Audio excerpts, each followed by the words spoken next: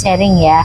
Soalnya tadi pagi ada yang tanya sama aku lewat WhatsApp. Jadi lebih ke ini, dia nanya, "Kak, aku nih pemain baru, tapi salonku nggak bisa bertahan lama, salonku tuh selalu sepi terus, kenapa ya?" Akhirnya aku memutuskan menutup salonku. Kira-kira faktornya apa? Apakah salah di strategi marketingnya, ataupun salah di dianya sebagai pelaku usahanya, atau dari faktor-faktor yang lain? Kalian tonton video ini sampai habis. Jadi guys, ketika kita membuka suatu usaha, itu kita harus siap yang namanya suatu resiko. Resiko dalam bentuk apa, Kak? Semua hal. Resiko pikiran ruwet, resiko secara finansial kamu tidak pasti, resiko juga terhadap yang namanya bangkrut, resiko juga terhadap apa yang dinamakan itu penyakit pikiran. Kita bahas satu persatu ya. Kenapa rata-rata orang membuka usaha salon, saya ngomong salon ya, saya tidak ngomong usaha yang lain, karena yang saya bahas atau yang saya sedang kerjakan adalah memang usaha salon, tapi tidak menutup kemungkinan hampir mirip-mirip dengan usaha apapun itu yang ada di luar sana. Rata-rata pemain baru yang saya temui, bahkan yang sering sharing sama saya, mereka kecenderungan ketika membuka usaha itu pikirannya selalu seperti yang dia lihat. Misalnya seperti ini, orang membuka usaha salon karena melihat orang lain sebelum dia yang membuka usaha itu kok jaya banget, kok kaya banget, kok enak banget, banyak duit, bisa beli ini itu. Kayaknya hanya sekedar cuman pegang gunting, beli obat-obatan salon, kok bisa ya punya rumah segede itu, kok bisa ya mobilnya harganya mentereng. Selalu yang dilihat adalah orang-orang yang sudah mengalami proses jatuh bangun, tengkurap, jempalik, kepalanya di atas, kakinya di bawah, ataupun dibalik, kakinya di atas, kepalanya di bawah. Yang dilihat itu adalah orang-orang yang seperti itu.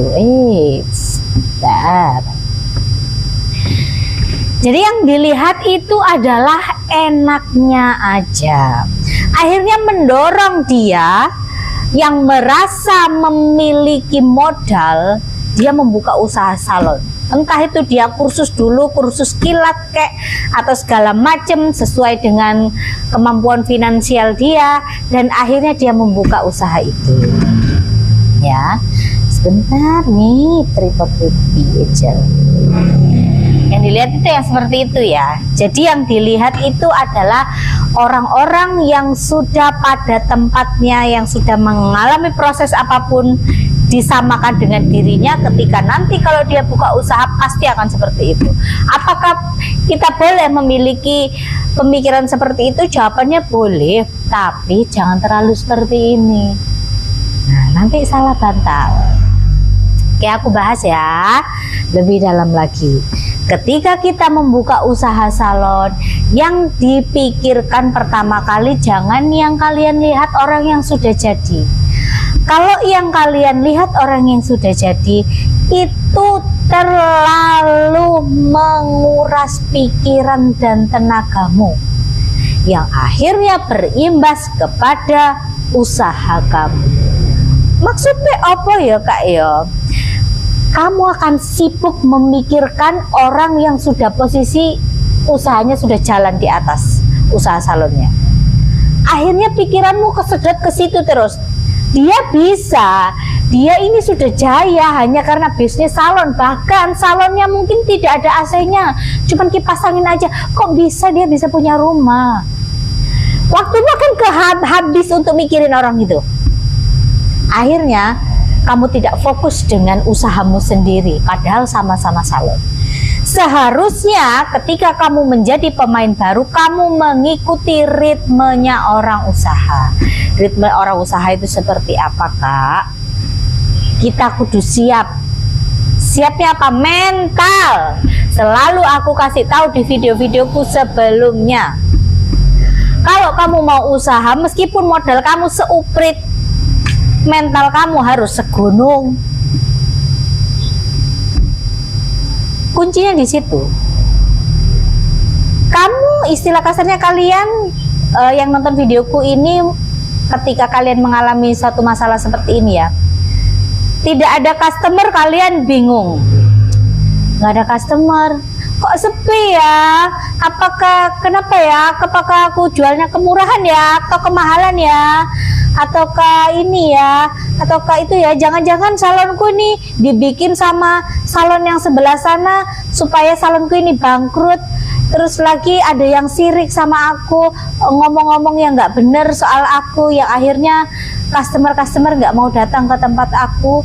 Pikiran seperti itu tuh wajar terjadi di kalian, karena manusiawi sejatinya memang kejadian-kejadian seperti itu tuh ada. Cuman di sini aku lebih ke mental kalian. Namanya kita usaha, kita itu fokus dengan diri kita, dengan usaha kita. Bagaimana kita kawin dengan usaha kita. Kawinnya seperti apa, Kak? Namanya kita usaha, tidak selalu setiap hari ini ada orang datang ke tempatnya kita. Kecuali kita ini membuka toko kelontongan atau toko sayur mayur. Setiap hari ada orang belanja karena itu kebutuhan pokok. Tapi kalau kita bekerja di bidang jasa, ibaratnya itu tidak setiap hari orang itu memotong rambut. Tidak setiap hari orang itu krimbat ataupun smoothing ataupun sebagainya. Tapi kok di tempat kakak itu salon itu kok selalu ada ya? Nah, kembali lagi, itu permainan yang dinamakan takaran rezeki. Kalau rezeki saya itu 1 gentong, tapi kalau rezeki kamu itu 1 gelas, ya tidak bisa disamaratakan. Karena kamu tidak pernah tahu kenapa orang itu bisa dapat rezeki 1 gentong. 1, karena mungkin nasibnya. Yang kedua, mungkin karena dia ini jam terbangnya sudah tinggi. Terus strategi marketingnya juga bagus. Jangan disamain ya kan. Namanya kita pemain baru, kita itu masih merintis. Dimana ketika kita masih merintis, kita itu dihadapkan yang namanya salon sepi. Kadang ada orang, kadang enggak. Kalau kamu tidak bisa bertahan di situ, ya otomatis pikiranmu kedoktrin untuk tutup dan tutup. Sedangkan masa kita mengembangkan usaha salon itu bukan waktu yang sebentar. Masa 1 tahun itu adalah masa pengenalan dirimu terhadap orang lain. Apakah dalam 1 tahun itu bisa kembali modal? Bisa kalau kamu ini konsisten. Konsistennya seperti apa, Kak? Ketika tidak ada customer, tetap buka. Jangan nggak ada customer 2 hari, terus habis itu kamu motong. Tutup aja lah. Males bikin ngantuk jaga salon. Nggak seperti itu orang usaha. Permainannya bukan di situ. Kalau cara berpikiran seperti itu ya kamu nggak akan jadi orang. Selamanya pikiran kamu itu tidak akan bisa berkembang. Sedangkan kita orang usaha, itu yang dibutuhkan adalah pikiran yang positif. Apakah pikiran negatif itu tidak boleh kita pikirkan? Boleh. Tapi untuk membentuk karakter kita dan mental kita pribadi, kita harus kasih segala sesuatu asupan yang positif di otak kita. Supaya apa? Supaya setiap harinya yang datang ke kita itu adalah hal-hal yang positif. Meskipun tidak ada orang, selalu kita buka salon kita. Supaya apa? Siapa tahu orang tersebut di saat hari sepi, mereka tidak datang ke tempat kita karena memang tidak ada uang. Hari berikutnya mereka sudah ada pikiran, saya mau datang ke salon Mbak itu untuk smoothing rambut, tapi kok tutup ya. Nah, hal seperti itu tuh ibarat kata itu rezeki yang seharusnya itu ada, karena dirimu sendiri menutup usaha kamu, akhirnya rezeki tidak datang ke kamu. Otomatis larinya ke salon-salon yang memang dia ini mentalnya sudah terbentuk. Salon-salon yang sudah mentalnya terbentuk adalah dalam keadaan apapun dia ini tetap buka. Mau kiamat sekalipun ibarat katanya dia ini tetap buka. tidak ada pemasukan seminggu pun dia tetap buka. Namanya orang usaha, kadang mukul, kadang dipukul. Maksudnya itu dapat rezeki, kadang tidak. Namanya juga berusaha. Kita berusaha mencari rezeki, ya kan. Beda dengan kamu kerja ikut orang, pendapatan kamu pasti kamu merem aja kamu digaji, ibarat katanya itu seperti itu.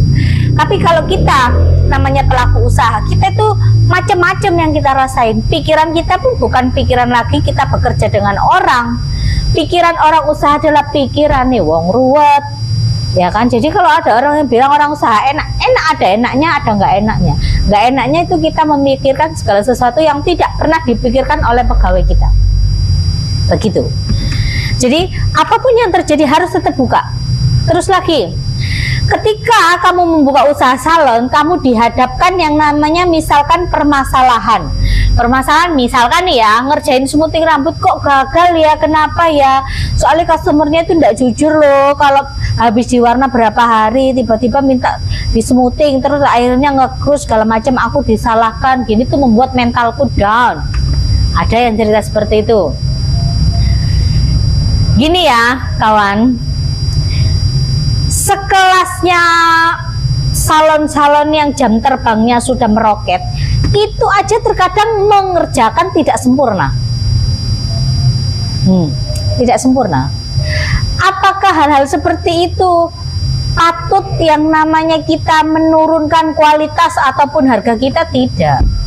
Namanya kita kerja, itu ada beberapa faktor yang menyebabkan pekerjaan kita itu tidak sempurna. Contohnya, ketika kalian satu melakukan pelurusan, tapi customer kamu tidak jujur dalam analisa rambut, padahal dia sudah diwarna, dia mengatakan tidak diwarna. Itu kan berpengaruh sama hasil smoothingan. Berpengaruhnya ketika kita mengoleskan obat, itu kan harus benar-benar sesuai dengan kondisi rambut. Nah, ketika customer tidak jujur, otomatis pihak salon pun memberikan obat yang biasanya dia pakai karena customer ngomong rambutnya normal, padahal sebenarnya itu tidak normal rambutnya, ibarat kata butuh perawatan yang intens. Akhirnya terjadi suatu masalah dan akhirnya menyalahkan salonnya. Nah, hal-hal seperti ini tuh wajar terjadi. Apakah hal seperti ini menciutkan mental kita? Tidak boleh. Ketika ada sesuatu yang kurang sempurna, kurang bagus, kita benerin. Tidak perlu yang namanya kita kecil hati. Kita kerja itu salah wajar. Kita ini manusia. Robot aja itu masih ada salahnya, masih ada nggak benernya. Apalagi kita manusia yang kita dipengaruhi oleh pikiran-pikiran yang kita nggak pernah tahu kita ini lagi mikir apa di saat itu. Faktor-faktor lain pun juga ada penunjangnya. Jadi hal-hal seperti itu tidak seharusnya membuat mental kalian ini down ketika kalian berusaha. Karena hal kecil seperti pikiran itu bisa mengacak-acak usaha kita. Kita akan kedoktrin, pikiran kita akan lari kemana-mana, yang akhirnya menyalahkan orang lain. Padahal sebenarnya yang bermasalah adalah pikiran kalian sendiri. Terus lagi, yang harus kalian tahu ketika kalian ini membuka usaha, selain yang aku omongin tadi, kalian harus siap yang namanya untung dan rugi. Jangan kalian melihat orang yang sudah jadi, prosesnya itu sangat panjang. Kalau zaman sekarang, era-era Gen Z, segala sesuatu itu diposting, mau dia lagi sedih, mau dia lagi jungkir balik, mau dia lagi happy, semuanya diposting. Beda dengan orang zaman dulu, yang zaman-zaman saya, usia saya 34 tahun. Ketika zaman saya merintis dahulu, ketika saya mengerjakan smoothing rambut ataupun pewarnaan, tidak ada yang namanya di foto-foto terus diposting, itu belum ada. Padahal saat itu sudah ada eranya Facebook, Friendster, tapi belum ada terpikir untuk upload untuk hasil-hasil kerja. Lebih ke foto-foto pribadi ataupun chat-chat yang personal, istilahnya seperti itu. Beda dengan sekarang, ya kan? Jadi yang dilihat itu jangan yang atasnya. Kalian nggak pernah tahu apa yang dilaluin dulu. Orang lihat saya sekarang enak, mungkin salonnya kan biasa aja, nggak ada AC-nya dan lain-lain. Segala sesuatu itu sudah saya pertimbangkan. Seperti halnya selalu saya bilang, bukan saya ini menyombongkan diri saya, tidak. Salon saya memang ruko 2 lantai di pinggir jalan. Tapi kita juga harus melihat daya beli orang. Bukan berarti saya tidak bisa membeli AC. Ada AC di lantai 2, itu untuk perawatan wajah. Itu memang diharuskan ada AC. Tapi kalau untuk rambut, paling tidak saya di bawah, menurut saya pribadi, kipas angin aja sudah cukup. Karena segala sesuatu maintenance ini saya hitung. Karena saya mau usaha saya ini jangka panjang, bukan jangka pendek. Jadi orang mau ngomong apa soal usaha saya, cuman ada kipas angin segala macam, no reckon. Karena yang tahu operasional saya adalah saya sendiri. Yang tahu bagaimana mengatur keuangan salon saya, gaji pegawai segala macam itu saya. Saya yang mengelola, saya yang handle semuanya. Jadi saya tidak mau dengar apa kata orang tentang saya. Saya cukup fokus setiap hari saya buka salon, bismillah saya mencari rezeki. Saya tidak mencari masalah. Nah, pikiran seperti ini, kalau kita tidak didasari mental yang kuat, mental jatuh bangun, kita tidak akan punya pikiran yang seperti saya omongkan. Rata-rata orang zaman sekarang yang membuka usaha salon yang seperti saya, baru digoyang nggak ada customer sudah tutup. Aku nggak bisa karena aku ini, aku itu, aku waktuku tuh ini untuk anakku dan lain-lain. Hei, hidup adalah pilihan. Kalau kamu mau sukses, kamu mau kaya, ada sesuatu hal yang harus kamu relakan. Contohnya, merelakan waktu dengan keluarga kamu. Saya juga ada keluarga. Saya ada anak. Anak saya baru 3,5 tahun. Setiap hari saya melihat anak saya cuman pagi ketika dia bangun. Terus kalau saya pulang, itu pun kadang dia sudah tidur. Syukur-syukur dia belum tidur. Saya cuma ngelihatnya itu. Rentan waktunya dari jam 10 pagi sampai jam 7 malam itu saya ada di salon. Terkadang memang saya pulang beberapa kali kalau memang saya sedang tidak ada kegiatan, dalam arti salon lagi santai. Tapi kalau saya lagi ngajar ataupun di salon lagi rame, otomatis waktu saya semuanya saya curahkan di salon saya. Saya tidak pulang ke rumah, meskipun jarak dari rumah saya ke salon saya tidak lebih daripada 5 menit. Sangat dekat. Tapi waktu untuk pulang kadang terhambat karena pekerjaan saya. Nah, hal seperti itu adalah ada suatu hal yang kamu korbankan untuk mencapai sesuatu. Tapi kalau kamu masih dalam tahap bertempur aja, belum tempur sempurna lah, belum benar-benar kamu ini bertarung di luar sana soal usaha, kamu sudah nyerah, ya ngapain kamu harus membuka usaha? Mendingan uangnya ditabung aja. Kalau saya loh ya, namanya kita usaha itu kita harus all out, ya kan? Makanya banyak di luaran sana orang yang pekerja itu kadang tidak bisa melakukan yang namanya cuci piring aja, tidak bisa. Sepele, nyapu, cuci-cuci itu tidak bisa. Karena apa? Waktunya, pikirannya, dirinya, hidupnya dihabiskan untuk berkarir, yang akhirnya ibarat kata kodratnya perempuan, entah itu mencuci, masak segala macam, dia tidak bisa lakukan karena dia memang benar-benar mencurahkan hidupnya untuk bekerja, untuk meraih yang namanya kesuksesan. Makanya saya bilang hidup adalah pilihan. Kalau kamu memilih usaha dan memilih menjadi orang kaya, kamu harus mengorbankan sesuatu hal, gitu loh. Dan kayak gitu itu kadang kurang disadari sama anak-anak zaman sekarang yang usaha, khususnya di bidang salon.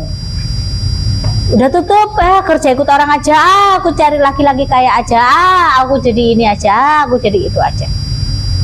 Ya kamu tidak akan mengalami proses di mana bunga kamu ini akan mekar. Sedangkan saya pribadi aja menunggu bunga saya mekar ini puluhan tahun. Tidak 1 tahun, 2 tahun terus bunga saya ini mekar. Maksudnya bunga itu apa sih Kak? Kesuksesan itu loh, diibaratkan seperti itu. Bunganya setiap orang itu mekarnya tidak sama. Saya sukses ketika saya umur 20 tahunan sampai hari ini. Siapa tahu kamu suksesnya mungkin entah 5 tahun lagi, 2 tahun lagi. Yang penting kamu sabar, ikhtiar, dan tetap berusaha. Lah orang zaman sekarang nggak ada di situ pikirannya. Pikirannya instan. Kalau kamu pikirannya instan, jangan buka usaha salon, tapi kamu cari ternak tuyul ataupun nyugih, ibarat katanya itu seperti itu. Itu instan, ya kan? Itu instan. Tapi kalau kamu mau kerja yang benar, kamu mau berusaha yang benar, itu prosesnya panjang, ya, nggak sehari 2 hari. Dan satu lagi, terkadang kalau kita kursus salon, kita ini benar-benar didampingi. Ibarat kata itu apa yang kamu lakukan ketika kamu praktek di tempat kursus, seperti orang digenjot bekerja. Sekian menit harus sudah selesai ngolesnya, sekian menit harus sudah selesai, yang akhirnya hasil yang kamu kerjakan ini hasil yang sempurna, tidak ada cacatnya. Tapi kok aku kalau buka sendiri kok hasilnya nggak bagus ya Mbak ya, kenapa ya, salahnya di mana Pak? Karena obatnya? No, bukan obatnya, salahmu sendiri, salahmu. Ketika kamu belajar di tempat kursus, kamu diawasi benar-benar sama trainer kamu, otomatis hasilnya bagus, karena ada manajemen waktu tanpa kamu sadari. Seperti halnya kamu bekerja ikut orang. Tapi ketika kamu membuka usaha sendiri, manajemen waktu kan sudah tidak ada yang ngawasin kamu. Otomatis cara bekerja kamu adalah lewer, kalau orang Jawa ngomong ngelembosi, saenake dhewe, ngoles lelet. Padahal ketika kamu belajar, kamu dituntut untuk cekatan. Hal seperti ini tuh dinilai loh sama customer. Salon di situ tuh kurang, hasilnya nggak bagus, orangnya lelet kalau kerja lama. Tapi kalau yang di sebelah sana tak meskipun salonnya biasa aja, makanya dia berkembang pesat karena dia pintar memanajemen waktu ketika dia ini usaha. Manajemen waktu bukan sekedar mengatur waktu ketika kamu di salon dan kembali ke rumah ketemu anak kamu, bukan. Manajemen waktu di salon itu juga meliputi banyak hal. Contohnya ketika kita melakukan pekerjaan smoothing ataupun yang lainnya, ya, mengoles obat aja kita juga harus cepat. Jadi orang tuh seneng sama kita, oh Mbak ini tuh cekatan, nggak banyak omong, selesai, hasilnya sempurna. Meskipun mahal, tapi tempatnya tidak terlalu bagus, tidak terlalu mewah, tapi hasilnya sempurna. Saya suka. Rame. Kamu mau salon baru, salon kamu bikin seestetik mungkin, tapi manajemen waktu untuk kamu bekerja itu tidak bagus, ya kamu tidak akan dicari orang. Orang tidak akan kembali ke kamu, orang tidak akan percaya sama kamu. Tapi kalau manajemen waktu kita oke, orang senang, orang akan kembali ke tempat kita. Karena apa? Melihat personal kita ini loh, yang cekatan, nggak lelet, nambah rasan itu boleh, tapi sambil bekerja, selesai. Kamu bisa duduk, kamu bisa istirahat, customermu bisa mainan HP segala macem. Itu yang dinamakan manajemen waktu pekerjaan. Apakah kamu sudah melakukan hal seperti itu di salon kamu? Ini saya ngomong bagi yang pemula terus akhirnya bangkrut ataupun gulung tikar ya. Dan ini didapatkan, bahkan yang memiliki manajemen seperti ini adalah orang-orang lama. Orang-orang lama itu rata-rata mau ono orang sekalipun, nggak ada orang sekalipun yang datang manusia kek, yang datang jin kek, dia selalu siap, ready. Tidak pernah yang namanya menolak apapun itu yang datang ke salonnya, ya. Begitu. Orang-orang lama itu rata-rata gitu,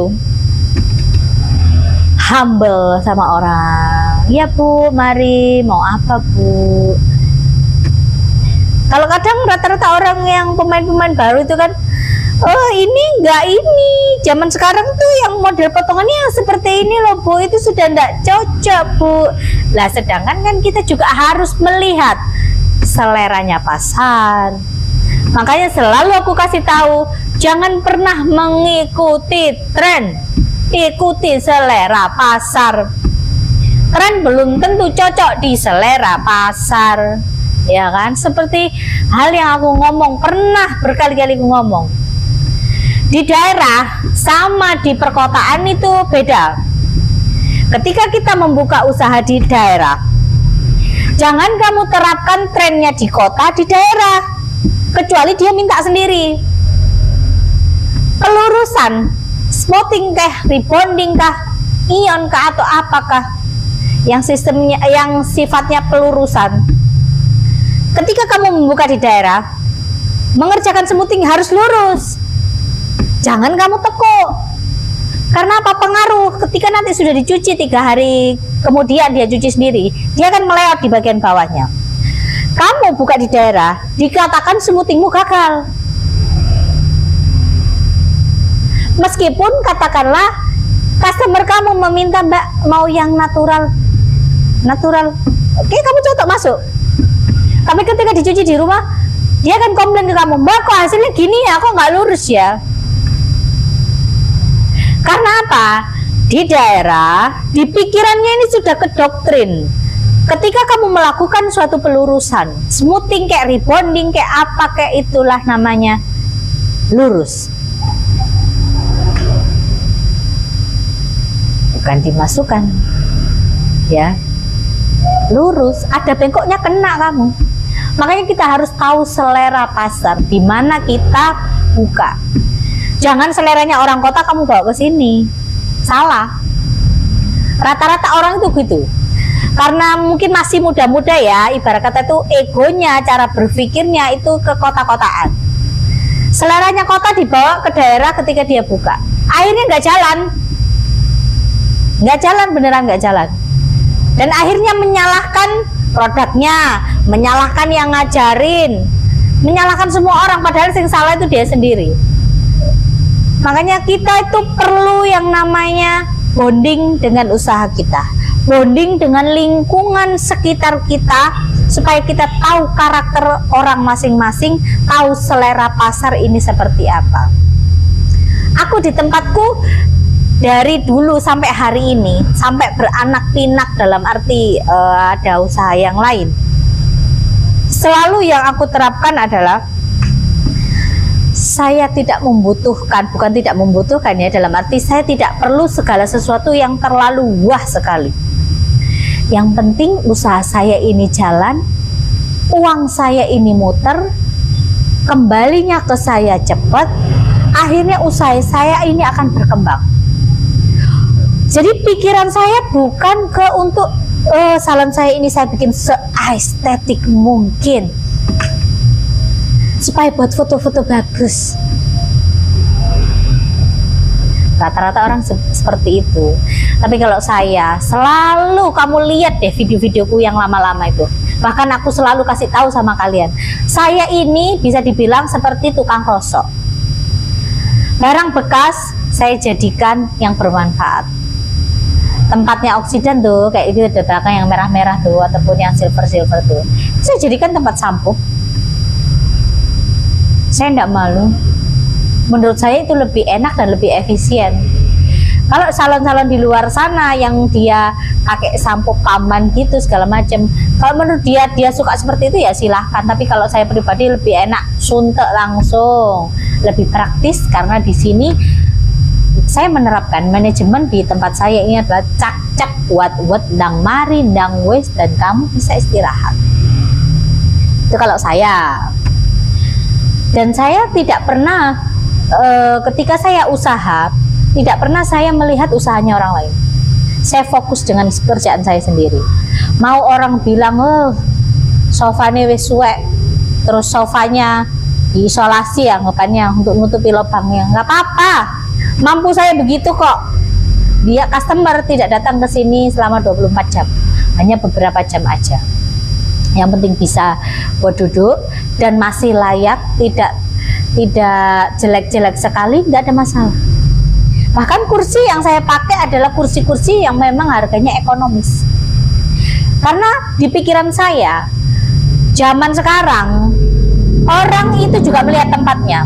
Kadang orang ngeri sendiri, lihat dari luar kok tempatnya kayaknya murah sekali ya. Oh pasti ini pikirannya mahal nih. Nggak usah masuk situlah, cari tempat yang biasa aja. Yang penting rambutku semutingan, rebondingan. Nah, hal-hal seperti itu tuh kadang berpengaruh loh kawan. Bukan nggak berpengaruh.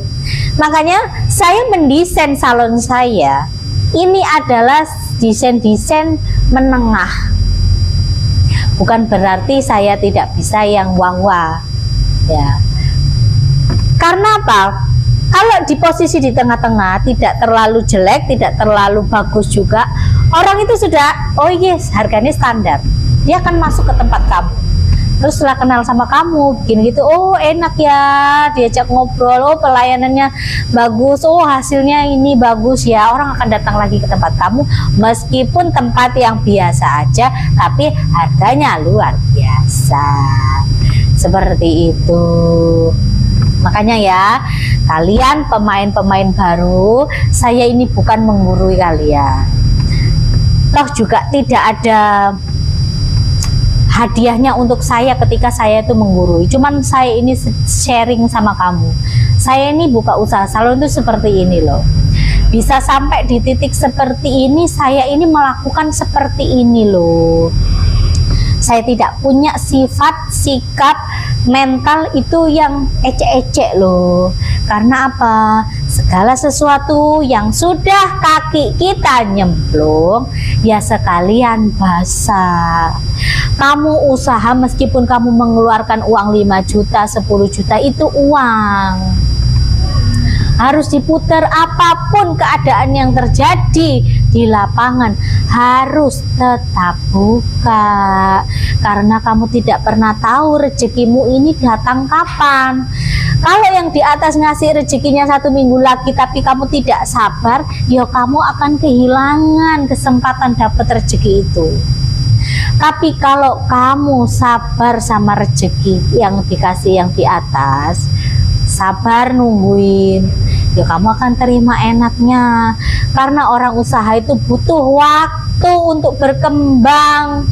Kalau nggak mau butuh waktu, kalian ternak tuyul seperti yang aku ngomong, ya kan, resiko tanggungan dewe. Namanya kita usaha itu ya seperti ini. Ada bulan-bulan di mana salon ini juga sepi. Contohnya kayak bulan-bulan kayak begini tuh bulan-bulan di mana mau pendaftaran sekolah. Harus disadari. Kayak gitu-gitu tuh harus mengerti orang-orang yang bergerak di bidang salon. Orang akan memprioritaskan anaknya. Orang akan memprioritaskan pendidikan. Nanti aja habis pendaftaran baru perawatan segala macam. Nah, padahal sebenarnya usaha salon ini enak banget udah usaha jasa ini. Saya bilang enak. Modal kamu ini semuanya itu tidak expired kalau untuk barang-barang. Hanya obat-obatan yang expired. Kalau kamu ada perjanjian dengan sales, bisa ditukar. Enak sudah. Sisa kamu memutar otak untuk yang namanya kamu mengelola. Mengelola pun kamu harus memiliki seperti yang aku ngomong, mental yang kuat, humble sama orang, fokusmu sama usahamu sendiri, jangan terfokus dengan orang lain. Kamu mau sekolah dimanapun, tapi kalau mental kamu mental tempe, ya ora dadi, ya kan? Ora dadi. Aku ngomong kayak begini tuh karena saya sudah mengalami semuanya. Ibarat kata tuh, Kencing model bagaimanapun itu sudah saya alami. Makanya saya bisa ngomong seperti ini. Terkadang kita butuh sharing dengan orang yang berkompeten di bidangnya, tapi terkadang memang ada beberapa orang ini yang tidak bisa diajak sharing. Elit dalam ilmu manajemen segala macam. Tapi di sini aku membagikan sama kalian. Karena hal-hal seperti ini tuh terkadang orang tua ya, orang tua membiayai kita. Orang tua ngasih kita kepercayaan untuk membuka usaha salon. Tuang sekalian? Iya, tolong dituang. Itu karena memang kita harus mengelolanya. Sebentar ya, ngambil uang. Piro?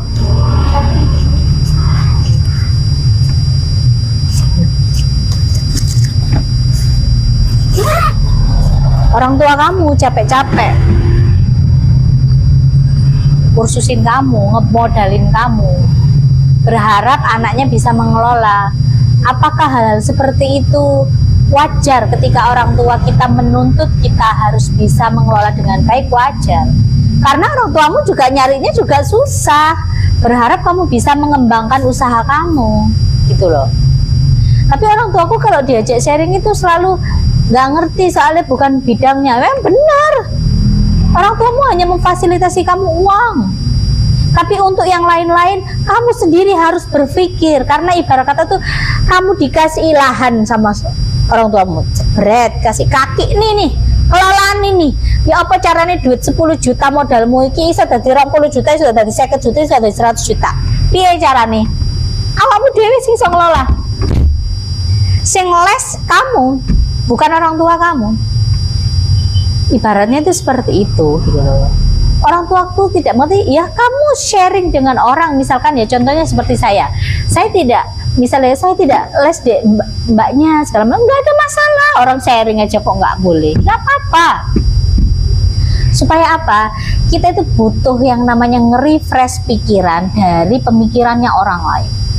Karena dari pemikiran orang lain terkadang ada beberapa hal yang tidak pernah kita pikirkan, tapi orang lain mikir, dan ternyata itu jalan keluarnya gitu loh. Kayak begini aku sharing sama kalian yang nonton videoku ini, bukan bermaksud aku menggurui atau yang lain sebagainya. Saya hanya berbagi pengalaman saya. Oh, kalau kamu berusaha itu seperti ini loh.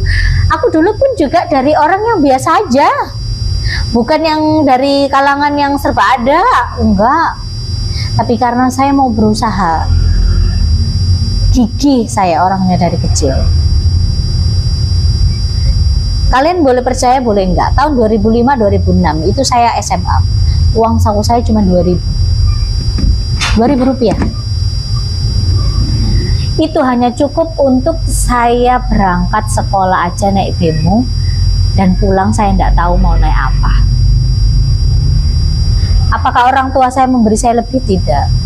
Tapi saya bersyukur saat ini ketika orang tua saya memberi saya uang saku cuma 2.000. Nah, dari situ saya memutar otak saya bagaimana caranya saya bisa pulang ke rumah. Nah, hal-hal seperti itu. Nah, segala sesuatu kita kepepet itu pasti ada jalan gitu loh. Sama dengan orang usaha nih, tinggal kamunya mentalnya kuat apa enggak. Karena wong usaha itu nomor siji ku mental, nomor loro modal, nomor telu kesiapan, nomor 4 disiplin, gigih gitu loh.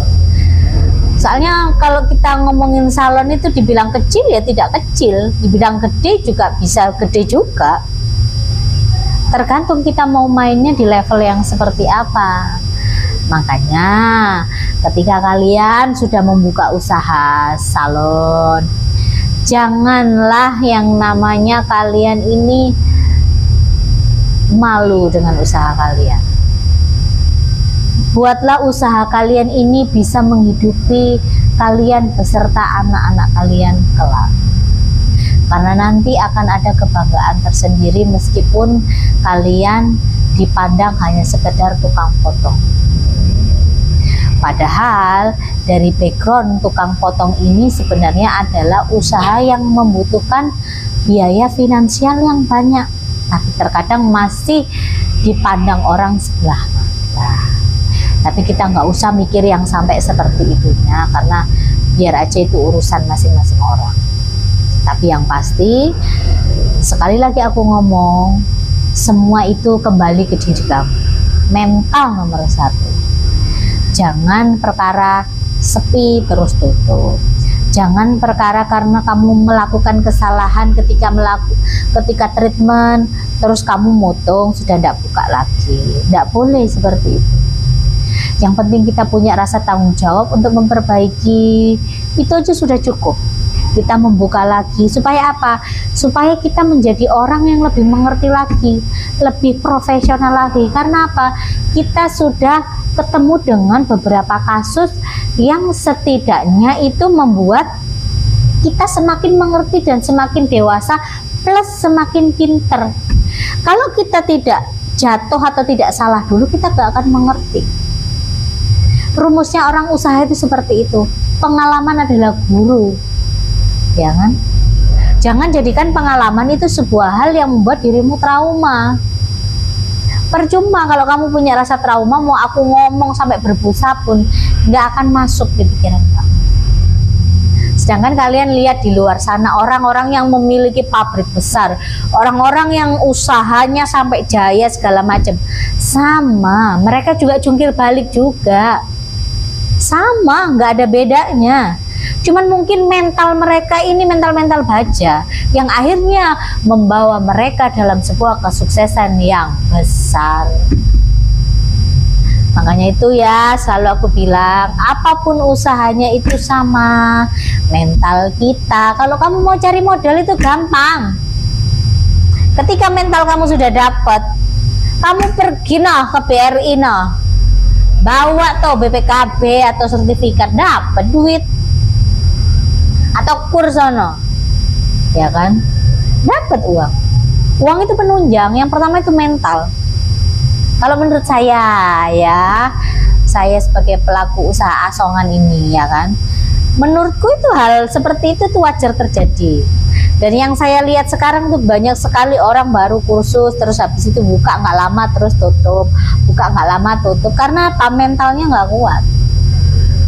Kegoyang salon sepi sedikit aja udah tutup. Nah, ibarat kata saya ini sudah mengalami macam-macam hal, tapi saya tetap berdiri kokoh karena saya berpikirnya ini adalah usaha yang saya rintis, susah payah bisa sampai posisi sekarang, saya harus bisa mempertahankan. Dengan cara apa? Selalu berinovasi, mentalnya dikencengin, fokus sama diri sendiri, sama usaha, tidak perlu tolak-toleh usaha orang lain. Bermain media sosial itu boleh, tapi harus yang benar, bijak, supaya apa? Supaya tidak kedoktrin cara berpikirnya.